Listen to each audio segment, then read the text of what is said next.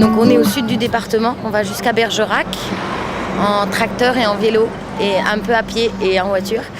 Et puis à Bergerac on pique-nique et on parle de la Pâques.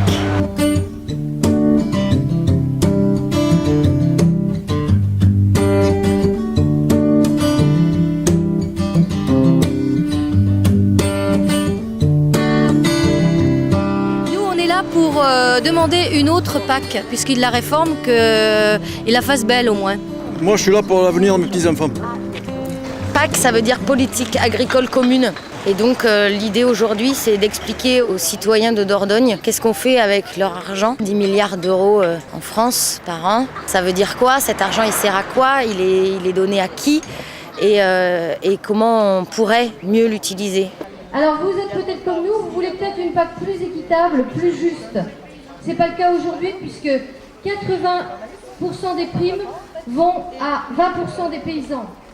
Pour nous, ce qui est prioritaire, c'est lutter contre cette spéculation financière outrancière qui dédaigne les citoyens, les paysans et qui met en concurrence les paysans entre eux, mais aussi les paysans du nord et du sud.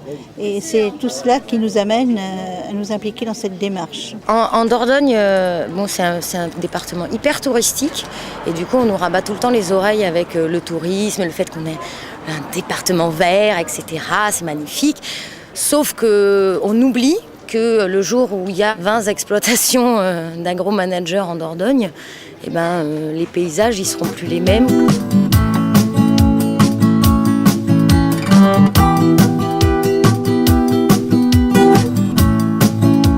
Quand on voit le prix du blé acheté ou le prix des matières premières achetées aux paysans et une fois qu'il a été revendu, c'est multiplié par 3. Je crois que tout citoyen doit se prendre conscience que cette politique qui est menée aujourd'hui, qui est la politique agricole commune, et comme la politique alimentaire, etc., il faut que les gens soient informés de ce qui se passe.